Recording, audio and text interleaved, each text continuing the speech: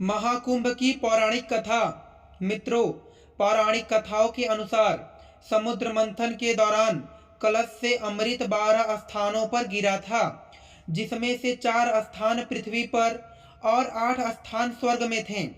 पृथ्वी के 4 स्थान प्रयागराज, हरिद्वार, उज्जैन और नासिक है। मित्रों, आपने महाकुंभ के बारे में कई सारी कहानियां सुनी होंगी, लेकिन आज की इस वीडियो में हम आपको बताएंगे कि महाकुंभ क्यों मनाया जाता है और इसकी कथा क्या है। इसलिए आप सभी से हाथ जोड़कर विनम्र निवेदन है कि आप इस कथा को शुरू से लेकर अंत तक अवश्य सुने, और जो भी श्रोतागण इस कथा को सच्चे मन से शुरू से लेकर अंत तक सुनते हैं, भगवान श्री विष्णु जी उनके सभी संकट हर लेते हैं। मित्रों, एक बार भगवान श्री विष्णु जी और माता लक्ष्मी जी अपने सिंहासन पर विराजमान थे। तभी भगवान श्री विष्णु ने देखा कि माता लक्ष्मी जी किसी बात से अत्यंत चिंतित हैं। तब कुछ समय बाद भगवान श्री विष्णु जी से रहा नहीं गया और उन्होंने माता लक्ष्मी जी से पूछा, हे देवी, लगता है आज आप किसी बात को लेकर बहुत चिंतित हैं। मित्रों, फिर माता लक्ष्मी जी भगवान श्री विष्णु जी से कहती हैं, हे प्रभु, आज मेरे मन में एक प्रश्न ने विकराल रूप धारण कर लिया है, जिसका समाधान मुझे नहीं मिल पा रहा है। इस कारण मैं बहुत चिंतित हूँ। फिर भगवान श्री विष्णु जी कहते हैं, हे देवी, आप निश्चिंत होकर अपना प्रश्न पूछिए, मैं आपको इसका उत्तर अवश्य दूंगा।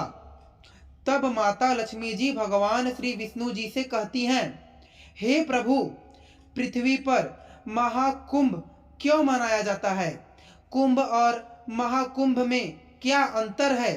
फिर भगवान श्री विष्णु जी माता लक्ष्मी जी से कहते हैं, हे देवी, मैं आपके इस प्रश्न का उत्तर एक महत्वपूर्ण कथा के माध्यम से देना चाहता हूँ, लेकिन आपको यह कथा पूरे मन से अंत तक सुननी होगी।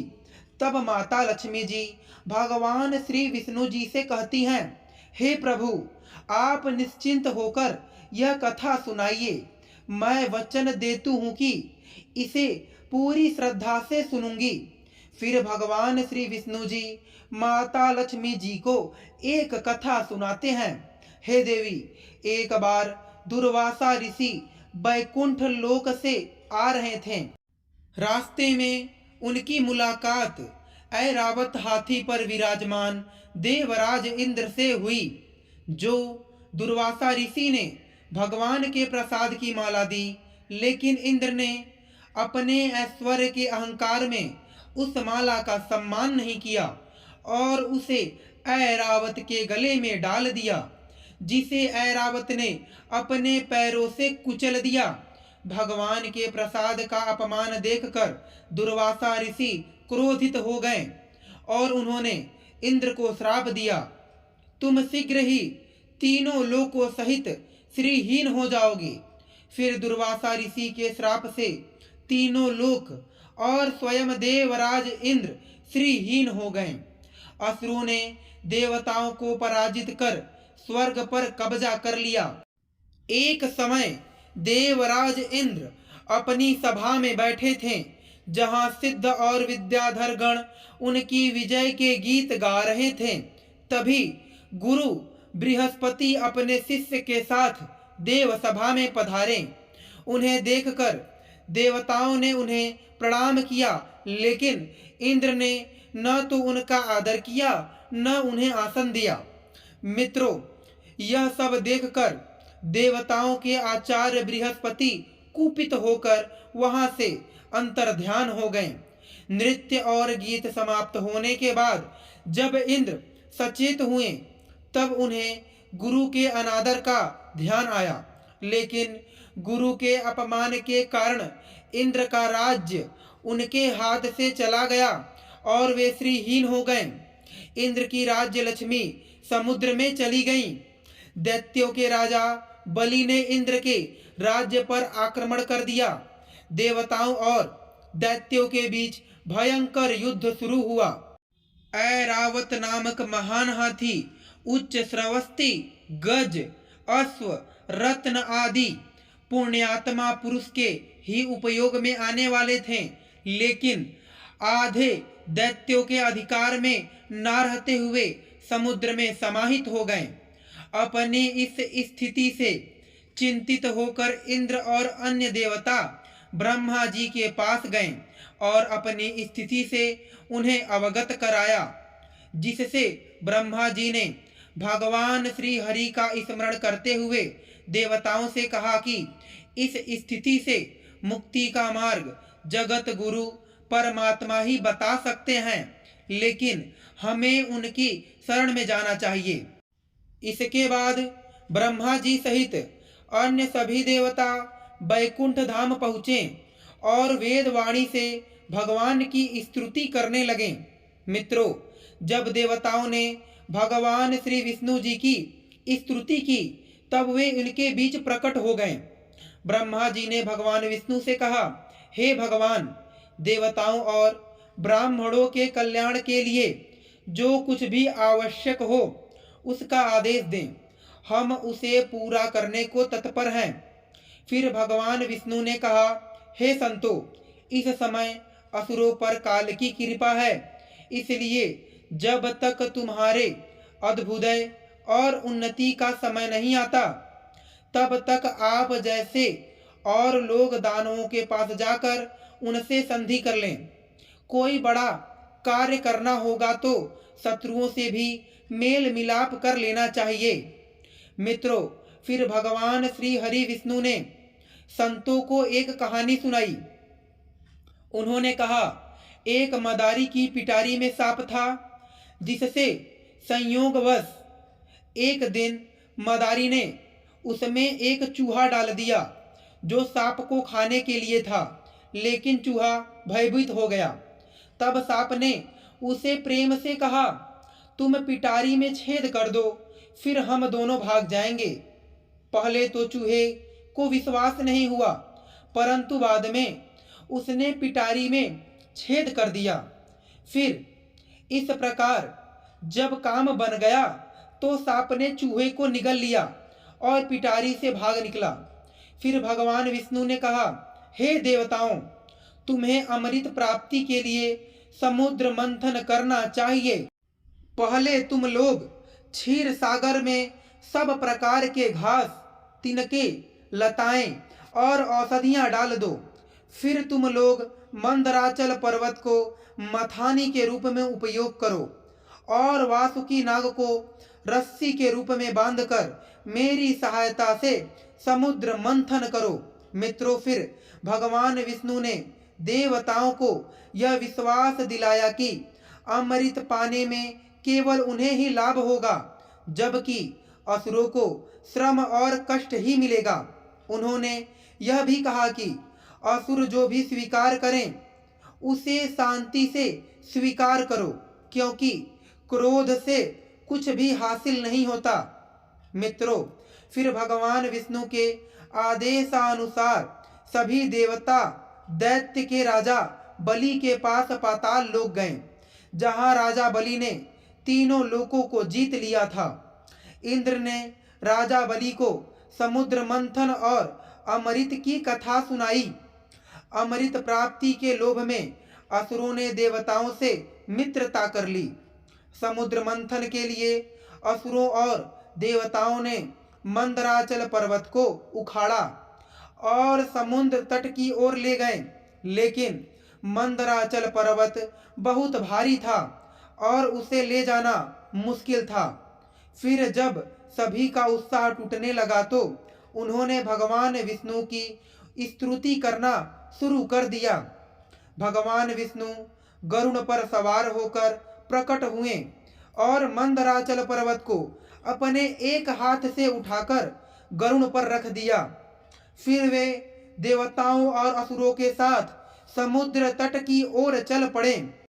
गरुड़ ने समुद्र तट पर मंदराचल पर्वत को उतार दिया।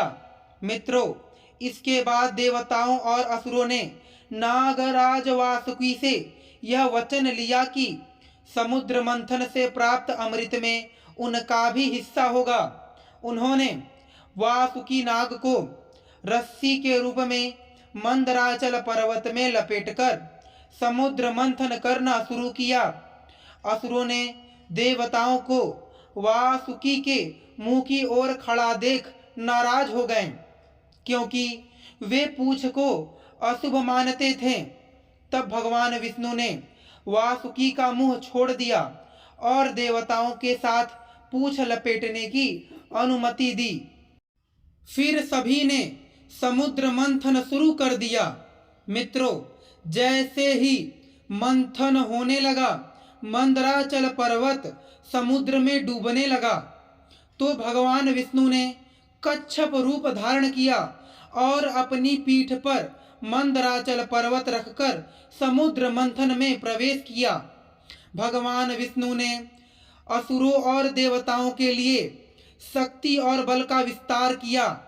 फिर समुद्र मंथन के बाद अमृत की प्राप्ति में सफलता मिली और समुद्र में बड़ी हलचल मच गई। मछलियां, मगरमच्छ, सांप और कछुए भयभीत होकर ऊपर आ गए। मित्रों, समुद्र मंथन से उसी समय हलाहल नामक अत्यंत उग्र विष निकला, जो सभी देवताओं में फैलने लगा। हलाहल विष के भय से सभी देवता और असुर समुद्र मंथन छोड़कर भागने लगे।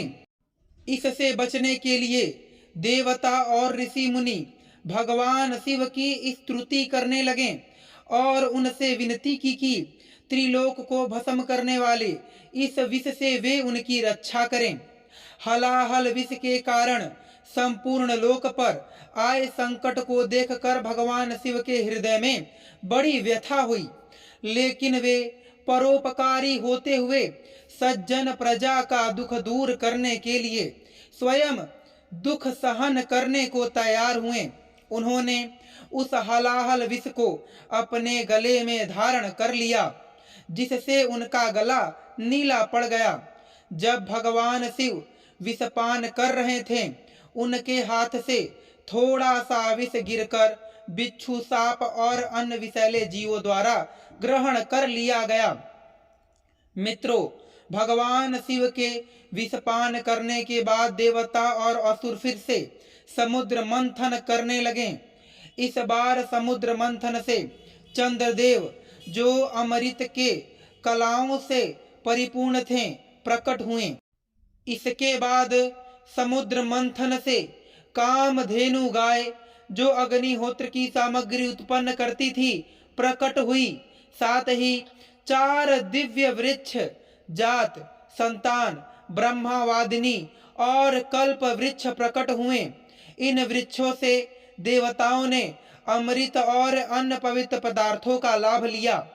मित्रों, समुद्र मंथन से उच्चवस नामक श्वेत वर्ण घोड़ा, ऐरावत नामक हाथी, कौस्तुभ रत्न, भांग, काकड़ा, सिंगली, लहसुन, गाजर, काक धतूर, पुष्कर, रंभा और अन्य अप्सराएं भी प्रकट हुईं। इसके बाद समुद्र मंथन से देवी लक्ष्मी प्रकट हुईं, जिन्हें विद्या और वैष्णवी शक्ति माना गया। मदिरा के रूप में वारुणी देवी भी प्रकट हुईं, जिन्हें दैत्यों ने भगवान की अनुमति से ले लिया। फिर भगवान धनवंतरी, आयुर्वेद के प्रवक्तक और यज्ञ भोक्ता अमृत कलश के साथ प्रकट हुए। जब दैत्यों ने अमृत कलश को छीन लिया तो देवता विषाद से भर गए, जिससे भगवान विष्णु ने अपनी माया से दैत्यों में फूट डालने का संकल्प लिया। जो भगवान विष्णु ने मोहिनी रूप धारण कर लिया और दैत्यों के बीच आकर्षण रूप से आकर उन्हें अमृत बांटने का वादा किया। फिर दैत्यों ने उनका विश्वास किया और अमृत कलश मोहिनी को सौंप दिया, जिससे मोहिनी ने दैत्यों को अमृत पिलाने के बदले देवताओं को अमृत पिलाना शुरू किया। मित्रों, इस दौरान राहु नामक दैत्य देवताओं के रूप में घुसकर अमृत पीने में सफल हुआ, जिससे चंद्रमा और सूर्य ने उसकी पहचान कर ली और भगवान विष्णु ने चक्र से उसका सिर काट दिया, जिससे उसका धड़ गिर गया, लेकिन सिर अमर हो गया और उसे ग्रह के रूप में स्थापित किया गया। राहु अब चंद्रमा से क्रोधित था और उसे निगलने के लिए दौड़ा। चंद्रमा भगवान शिव की स्तुति करने लगे और शिव जी ने उसे अपनी जटाओं में सुरक्षित कर लिया। राहु भी शिव जी की स्तुति करने आया और उसने चंद्रमा को देने की प्रार्थना की। तब शिव जी ने कहा कि वे सभी भूतों के आश्रय हैं, देवताओं और असुर दोनों को हम प्रिय हैं। भगवान शिव के ऐसा कहने पर राहु ने उन्हें प्रणाम किया और उनके मस्तक में स्थित हो गया। तब चंद्रमा ने भय के मारे अमृत का स्राव किया, जिससे उस अमृत के संपर्क से राहु के कई सिर हो गए। जब देवताओं ने अमृत पी लिया, तब भगवान ने मोहिनी रूप त्याग कर अपना वास्तविक रूप धारण किया।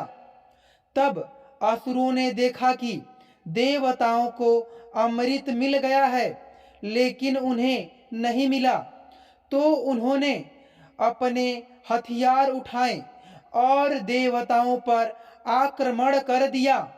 देवताओं ने अमृत पीकर विशेष शक्ति प्राप्त कर ली थी और साथ ही भगवान का आशीर्वाद भी उन्हें प्राप्त था, जिससे वे असुरों से युद्ध करने लगे।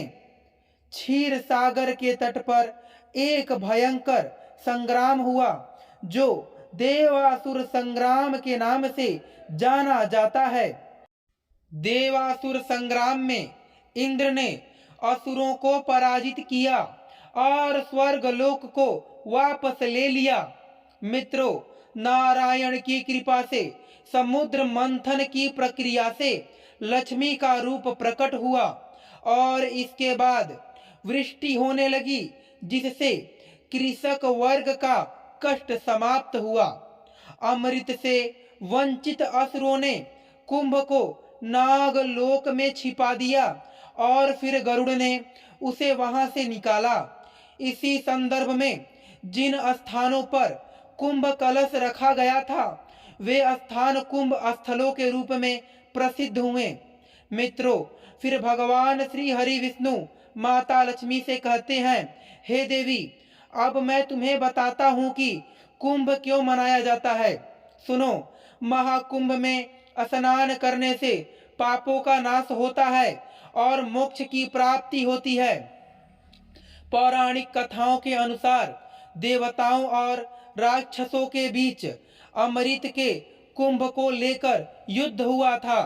इस युद्ध के दौरान अमृत की बूंदें 4 स्थानों पर गिरी: प्रयागराज, हरिद्वार, उज्जैन और नासिक, जहां कुंभ मेला लगता है। कहा जाता है कि कुंभ के दौरान गंगा नदी में स्नान करने से अक्षय फल प्राप्त होते हैं। धार्मिक ग्रंथों के अनुसार ब्रह्मा जी ने यहीं पर पहला यज्ञ किया था। महाकुंभ भारत में एक अत्यधिक महत्वपूर्ण धार्मिक और सांस्कृतिक उत्सव है, जो हिंदू धर्म में विशेष स्थान रखता है। यह पर्व हर 12 वर्ष में एक बार आयोजित होता है और 4 प्रमुख तीर्थ स्थलों प्रयागराज, हरिद्वार, उज्जैन और नासिक में मनाया जाता है। महाकुंभ का आयोजन मुख्य रूप से उन स्थानों पर होता है जहां पवित्र नदियां गंगा, यमुना, सरस्वती और अन्य नदियां मिलती हैं। मित्रों, महाकुंभ का महत्व हिंदू धर्म के आस्थावान लोगों के लिए अत्यधिक है, क्योंकि यह एक धार्मिक, सांस्कृतिक और आध्यात्मिक अवसर होता है जो पवित्र स्नान, साधना और ध्यान का समय होता है। मित्रों, फिर भगवान विष्णु कहते हैं, हे देवी, अब मैं आपको महाकुंभ का धार्मिक और सांस्कृतिक महत्व बताता हूँ। नंबर 1, पवित्र स्नान। महाकुंभ का सबसे महत्वपूर्ण हिस्सा पवित्र नदियों में स्नान करना है। हिंदू धर्म में विश्वास है कि पवित्र नदियों में स्नान करने से पापों का नाश होता है और आत्मा को मोक्ष प्राप्त होता है। महाकुंभ के दौरान नदियों में स्नान का महत्व विशेष रूप से बढ़ जाता है, क्योंकि इसे जीवन के सबसे बड़े धार्मिक कर्तव्यों के पालन के रूप में देखा जाता है। नंबर 2, महाकुंभ मेला और संगम। महाकुंभ का आयोजन विशेष रूप से प्रयागराज में होता है। यहाँ गंगा, यमुना और सरस्वती नदियाँ मिलती हैं, जिसे संगम कहा जाता है। यह स्थान हिंदू धर्म में अत्यंत पवित्र माना जाता है। यहाँ आकर लाखों भक्त अपने पापों से मुक्ति पाने के लिए स्नान करते हैं। मित्रों, महाकुंभ के दौरान इस स्थान पर भक्तों की भीड़ अत्यधिक होती है। नंबर 3, आध्यात्मिक साधना और ध्यान। महाकुंभ का आयोजन केवल पवित्र स्नान तक सीमित नहीं होता, बल्कि यह एक समय होता है जब लोग ध्यान, साधना और प्रार्थना करते हैं। साधु संत, गुरु और अन्य धार्मिक नेता भी महाकुंभ के दौरान ध्यान की विधियों का पालन करते हैं, ताकि वे अपनी आत्मा को शुद्ध कर सकें। यह समय होता है जब लोग भगवान से आशीर्वाद प्राप्त करने के लिए गहरे ध्यान में डूबते हैं। नंबर 4, धार्मिक और सांस्कृतिक संवाद। महाकुंभ एक अवसर होता है जब लाखों लोग एकत्र होते हैं और एक बड़ा सांस्कृतिक और धार्मिक मेला बन जाता है। यहाँ विभिन्न धर्मों के गुरुओं और संतों और आश्रमों के लोग अपने दर्शन और शिक्षाएं बांटते हैं। यह धार्मिक संवाद और सामूहिक एकता का प्रतीक है। यहाँ धार्मिक, सांस्कृतिक और सामाजिक कार्यक्रम भी आयोजित होते हैं, जो भारत की विविधता और समृद्धि को दर्शाते हैं। नंबर 5, प्राकृतिक संतुलन। महाकुंभ का आयोजन भारतीय पंचांग के अनुसार होता है, जो भारतीय कैलेंडर की विभिन्न गणनाओं पर आधारित होता है। यह समय मौसम के अनुसार होता है और कई लोग इसे प्राकृतिक संतुलन के साथ सामंजस्य स्थापित करने के रूप में देखते हैं। विशेष रूप से गंगा और अन्य नदियों के पानी को पवित्र माना जाता है, जो जीवन के स्रोत के रूप में आदर्श प्रस्तुत करते हैं। तो मित्रों, मैं उम्मीद करता हूँ कि आपको यह कथा पसंद आई होगी।